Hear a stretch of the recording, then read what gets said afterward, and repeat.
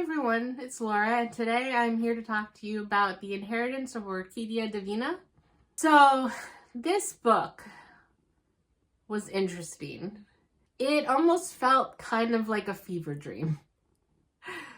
So, the plot of this is basically that Orquidea Divina, she is Orquidea Montoya, and she pretty much had moved into this town overnight, and a valley, it was the Four Rivers Valley, and part of the land that was kind of seemed uninhabitable, she went there, she built a house, there was green grass, it was fertile soil, and it seemed to happen overnight.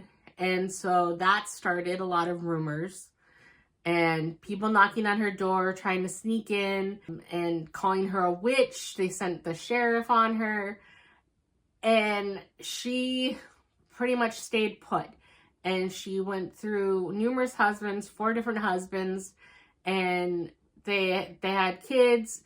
The kids had kids, and the book, one of the first things that happens in the book is she sent out an invitation to all of her living relatives, inviting them to come visit her for her death.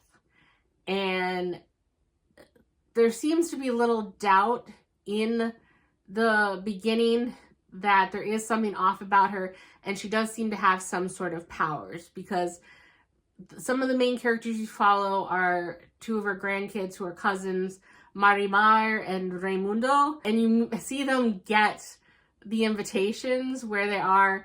Marimar is at home and Raimundo is at work, and Raimundo spots the envelope, but he doesn't pay attention to it quick enough, and it starts to smoke and like almost catch fire. And then when Marimar gets hers at home, it seems to have almost killed her laptop with the blue screen of death. It seems to have been delivered by a bird that when she looks at it closer, it dissolves somehow and becomes a regular normal pigeon. It doesn't have any postage on it or anything. So you get some clues that something is odd about Orquidea, but you don't know what. And this story takes place kind of in dual timelines, because her family all goes and they go to Orquidea to see what's up about this weird invitation. And it turns out that a lot of the family are somewhat angry or bitter or hostile to Orquidea because she's been very tight-lipped a lot about her life.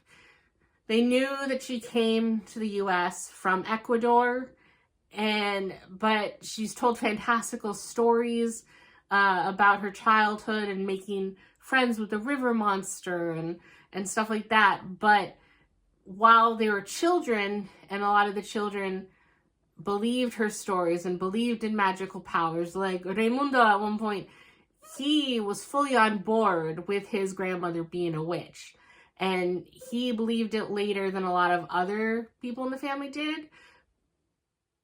But he became an accountant in a firm kind of in New York City, and a big businessman, and he almost holds resentment to her that he believed in her lies and her magical fairy tale stories for as long as he did. But whenever they try and press her about other things, she's very tight-lipped. When they try and get truth out of her, she's very dismissive. And so they're like, well, how do we even know she's dying? What is this deal? Like, she never tells us what we want or to know. They're very frustrated at this. And so you follow the first timeline in the present day about them kind of dealing with Orquidea and the current line of events and what happens. And then you go through the past of Orquidea when she's born and go up through her life and her timeline of events. So you kind of know what happens before her family members figure it out. So Orquidea does die. It's no real surprise. It does say on the back about events happened like 7 years after her passing. So that's not really a spoiler or anything. It does happen quite early in the book. I just wanted to double check to make sure that I'm not ruining anything. But yeah, so she basically passes on without spilling a lot of her secrets. And so some of the family just is like kind of shrugs and goes on with their day-to-day lives.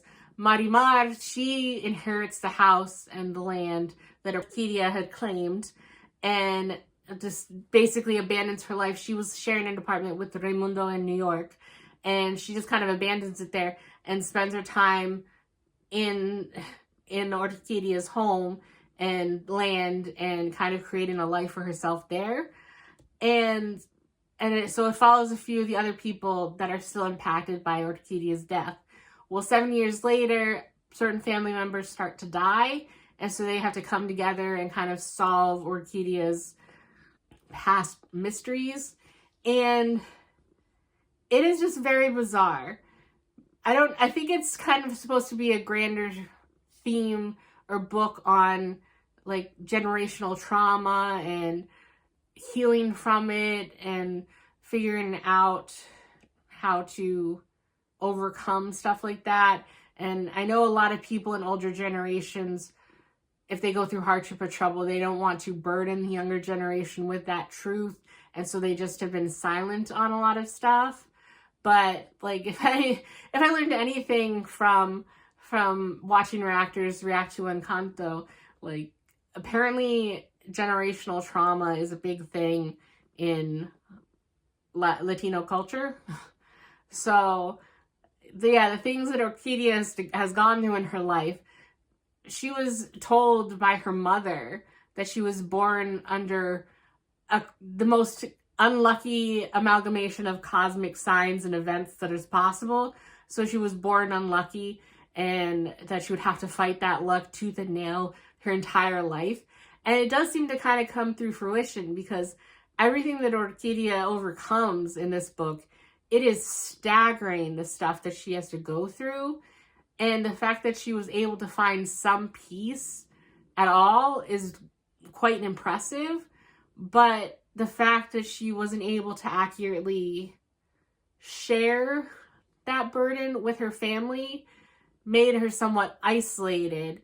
And I feel like a lot of her family members would have looked at her and treated her differently if they had only known what she had gone through and the hardships that she had overcome. But a lot of the stuff is just so bizarre and fantastical. And sometimes I have to keep reminding myself that this is kind of like magical realism, because it is in current day normal human society, but that some of these events, the magical portions of it, that they're happening, and I just can't wrap my mind around certain things like that. And it is very interesting. And I did listen to the audiobook at some points while I was reading this, and listening and reading at the same time. And it was helpful too, because there's a lot of people. This is a family tree. So I'd have to reference this some of the times, because when they're talking about certain people, and I was like, wait, who is that? Like one of, like Gaston and Juan, or the two here, there's twins and they're doing this and updates. And I'm like, wait, who is that again? And trying to figure it out, because obviously some of the, like Rey and Marimar are really close, because they're kind of from the same line of one of Orquidea's husbands. And yeah, so it was really helpful to have that. But it was just an odd book. I am very happy that I read it, but it was definitely kind of an experience and quite the fever dream. I haven't yet decided whether or not I want to keep this, and keep it on my shelf. We'll see. But I think I would rate it a 4, because I did really like a lot of the magical elements and the story and the mystery and figuring out what happened in her past and what was going on, and going on the journey with some of these characters. And a lot of them were far from likable, but seeing the journey, some of them make no character arcs, others have a character arc. seeing how some of them end up in the book. It's very interesting. So I am very happy that I did get around to reading it, but it was definitely more out there than I expected when I initially had picked it up. But I would give it, I think, a 4. And I think that's all I have to say on this one. I will see you in the next video. Bye.